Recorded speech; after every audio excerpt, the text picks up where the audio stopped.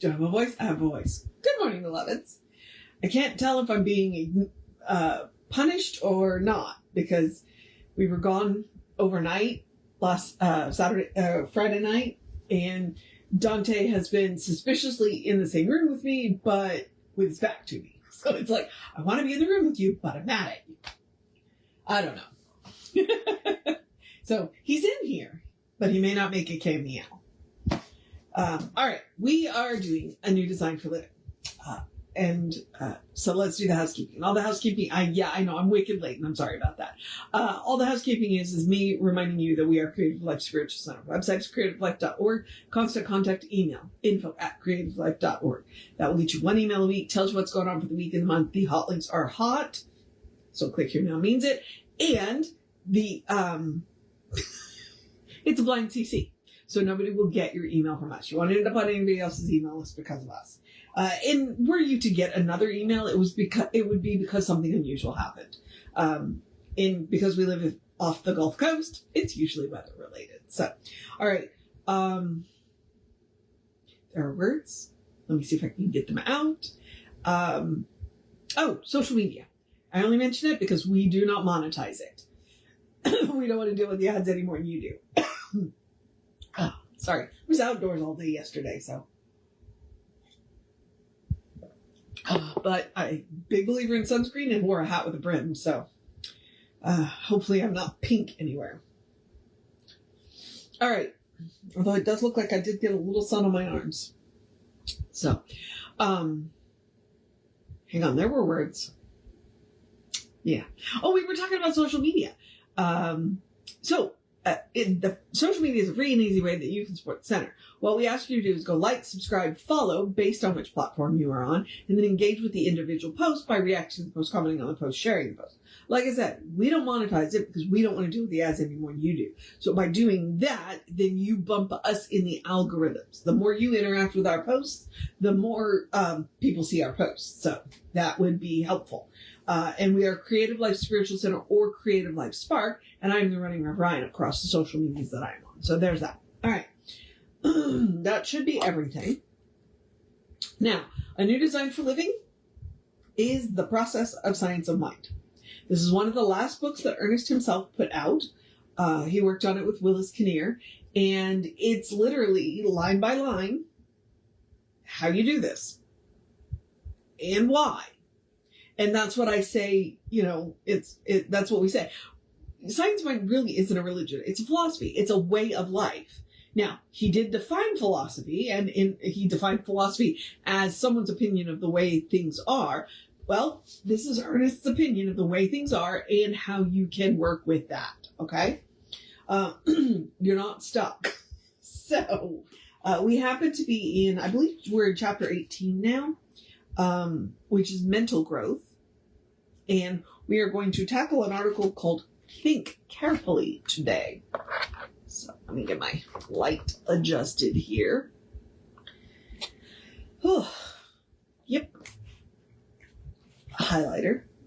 Because, he says things really in interesting ways that are worth noting. So, okay, think carefully. In science and metaphysics, we are dealing with intangibles, and the law of both are but concepts, and will forever remain such, being our interpretation of an aspect of the nature of reality. As at the present time, we may feel that in our use of the law of mind, we are dealing with something that is a little more subtle than the physical laws of nature. This could only be because of our unfamiliarity with it. All laws are of the same intangible nature, but just as definite and positive.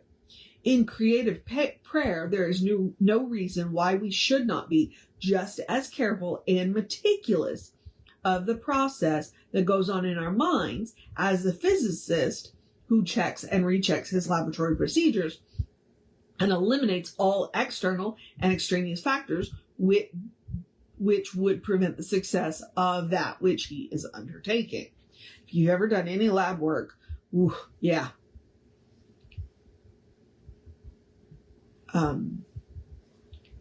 that, yeah, it's a lot of work. You really have to control for a lot of factors. The law of mind works for all people all the time, and many specifically direct this action. More and more people are coming to realize its nature and practical application in everyday living. And see, that's one of the things that's really important, is everyday living. A lot of people like to save prayer for emergencies. But the problem is if you don't do it every day, then when the emergency happens, you're kind of scrambling around going, well, how do I do this? Whereas if you do it every day, then it's a well-worn path. It's practiced. You can drop into it out of habit. It's one of those times that habit is a good thing. Okay? Really, honestly. Jesse and I both appreciate an artist called Jelly Roll. And his subject matter is not light. And that is that's one of the things he talks about is, going to God when, he's like, look, I don't talk to God very often and I really need something now. But I don't deserve it now. And it's like, okay. And what Jesse and I would say is, well, you got to do it regularly. And it's never that you're not deserving. You're always deserving. But if you don't do it regularly, then when you need it, you can feel undeserving. That's part of that's part of the amazingness of regular daily spiritual practice. If you do use it for everyday living, because trust me, you're not bothering God. You're just not. God doesn't work that way. If you're doing it every day, then you don't, when something comes up where you really need it, one, you know how to do it because you've been practicing, and two, you don't feel unworthy because you've been doing it. Okay? So, all right.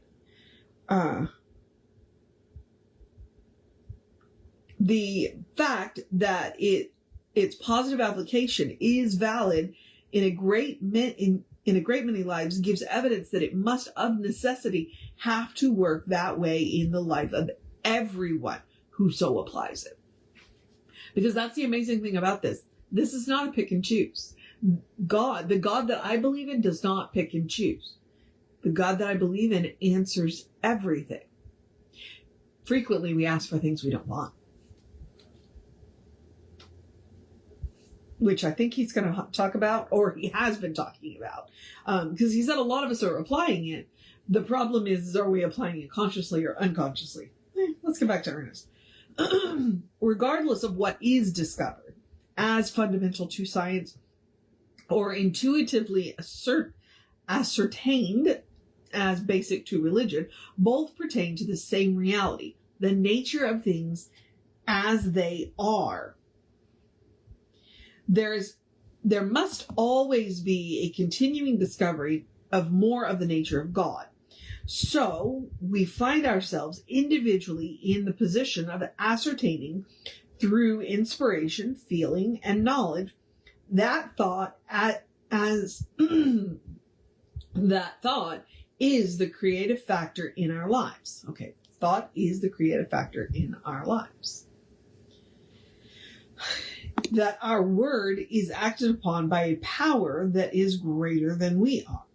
We have every right to believe in the immutable action of law, and all sense of holding thoughts or of mental concentration must be supplanted with the idea of loosing thought into the action of law. Okay, so that's kind of a really important idea.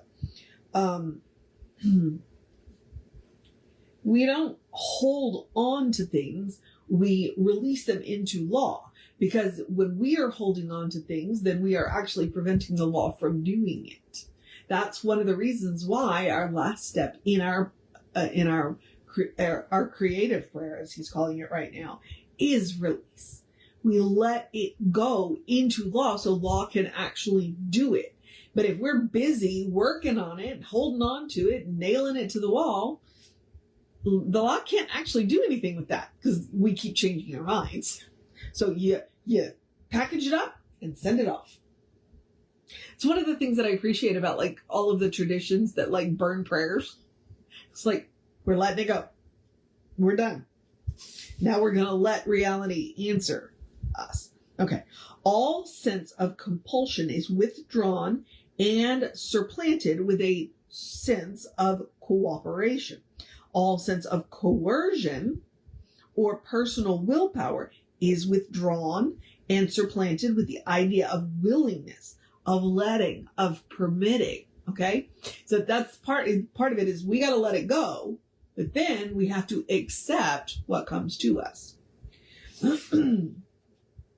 When one is able to achieve and maintain this attitude, they find that they have the same attitude that is behind any scientific investigation. Their own personal choice ceases with their conviction in an idea. Then the law takes over. But they may always use their personal choice to establish a new conviction, resulting in a new reaction from the law. Okay? So just because you made a prayer doesn't mean you can't change your mind. Okay? You can always come up with a new one. That is your choice. That's part of that free will thing. Therefore, there is a sense of relaxation, a sense of letting go, a sense of freedom. It's literally that phrase, it's in God's hands now, you know? Once we do the prayer and let it go, it is literally in God's hands. Now, the interesting thing about answering prayers is what we have to remember and understand is that frequently we are those hands. The number of times that we get to be the instrument of answering somebody else's prayer is amazing. And it's something to look out for. It's like, it's not something to get egotistical about, you know, but it's something to celebrate when we get to answer somebody else's prayer. Although most of the time we never know that we do it. We do it by being the authentic beings that we are. So, okay, we got a paragraph to go. To a great degree, the larger potential for us rests in our being able to do just this. We make it possible by providing the channel for its expression as we recognize it, accept it, and use it. Our new design for living comes to pass as an automatic reaction. Ours is the thinking, the knowing, the accepting. The creation of it is the normal activity of the law in God's universe of order and harmony. So, we make it possible by providing the channel. And ours is the thinking, the knowing, the accepting. The creation is the normal activity of the law. Okay? And I love that he says that. Our part is to think about it, to know it, to accept it. And and we don't have to do the creation part. That's the normal activity. And I like that he said that's the normal activity. There's nothing supernatural about creation, the creation. It's the normal activity of the law. It's a normal activity of the law. So we get to be the channel of it. And it's the normal activity of the law. It's not special. Any prayer is answered in the normal activity of the law. Okay? So, think carefully. And that's, again, that goes back to that regular spiritual practice. The more you do it, the easier it gets. The more you practice it. So in those times when you really need it, you know what to do. Habits are a good thing frequently, you know, and regular spiritual treatment as a habit is a good thing so that when those things happen, you know where to go, you know what to do, you know what it feels like, and you can accept that the answer is the normal activity of the law. It's the normal activity of God. All we got to do is think it and accept it. Think it and accept it. Yeah, I make it sound easy, right? But Ernest wrote a whole book about that process. And I don't know about you, but I am loving this book. And I'm sad that we are getting really close to the end of it. So it's been good. All right, I'm going to move on to the process of my day. Because I need to eat something so that I can get to the center for the regular service. So I'm going to encourage you to have a great day, a wondrous day, a fantastic day, a magical day, an enchanted day, a wonderful day, an awesome day, an amazing day,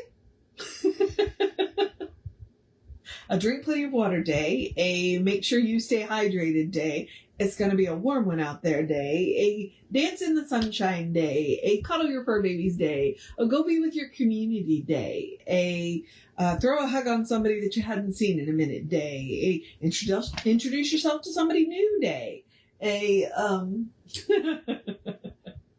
listen to the birds sing day, a take a nap day. Sunday's a good day for a nap for me. A make sure you make time to rest day, a let's get prepped for next week day, a maybe out of words day. Nope, that's not true. I got one more good prayer in me day, a good day, and if that is too much pressure, because occasionally it is, I get it, simply have a day. You are enough, just as you are. You are a beloved expression of the divine. You are a brilliant light, a divine spark, spirit in motion, God in action, and an absolutely beautiful masterpiece. I don't know what I was about to say there. And a work in progress at the same time, at your own pace. That's my favorite part of that sentence. And as Reverend Jesse likes to call us, you are a godling. So explore the truth of your being. Get to know who the divine knows you to be, because the divine knows you to be good. And from there, anything is possible. All right, beloveds. Reverend David should be on sometime this afternoon. Oh, I didn't get my Emerson article read yesterday because, I was out of pocket. So I will probably do this today, provided I don't fall asleep on the couch. No promises there. But before that, we will have an amazing service for you at 11. If you are in the area, please feel free to come by and see us in person. The music is better live. And if you're not, then, we'll be doing it right here on Facebook Live at 11. And if you're watching this video any other time, just scroll up one video. All right, beloved. As I said, I do need to go get something to eat, so I'm going to do that. And I'm going to remind you, know that you are loved. And I will see you next time, which will be about 9:15 tomorrow morning. All right, beloveds? Unless I do the Emerson essay. Yeah, I don't know what I'm talking about. All right, beloveds. If nothing else, I will see you at the end of service at 11. Have a fantastic day.